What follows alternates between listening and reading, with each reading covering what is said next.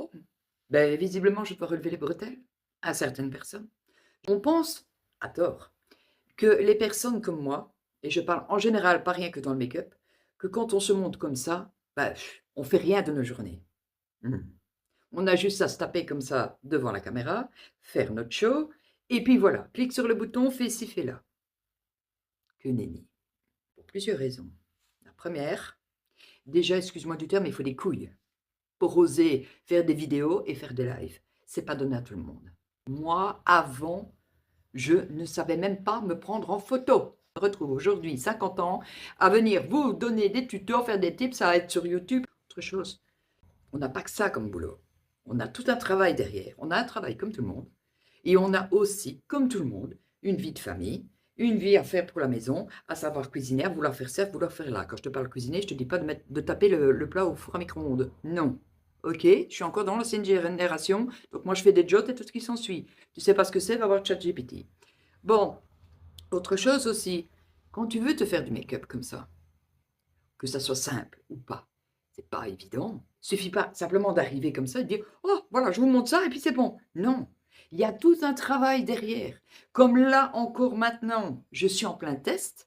Ça, il faut encore attendre fin février pour avoir les résultats, mais j'ai fait le test avec le booster C, vitamine C, et sans triche, parce que moi, il y a pas de filtre, OK?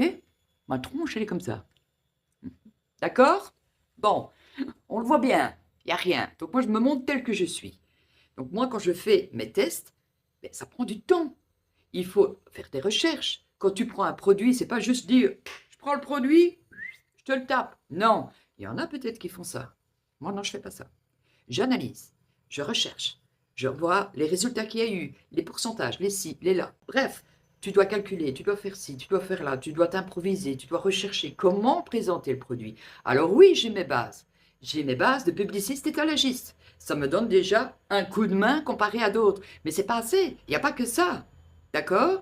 Il faut réfléchir, il faut avoir de l'estime de soi. Parce que si tu ne fais pas, si tu ne crois pas en ce que tu montres, ben les gens ne vont pas t'écouter.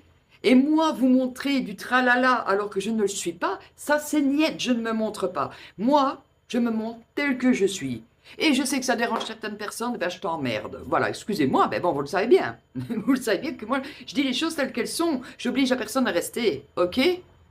Donc moi ici, je fais mes petits trucs et tout, mais je voulais mettre les petites choses au clair. C'est que ça m'agace quand il y a des gens qui viennent dire: «Ah, déjà, on me qualifie de youtubeuse ou voilà, influenceuse ou quoi. Moi, je me qualifie pas comme ça. Je sais pas pourquoi les gens voient ça comme ça. Moi, non, je vois pas ça comme ça. En fait, moi, je suis marcho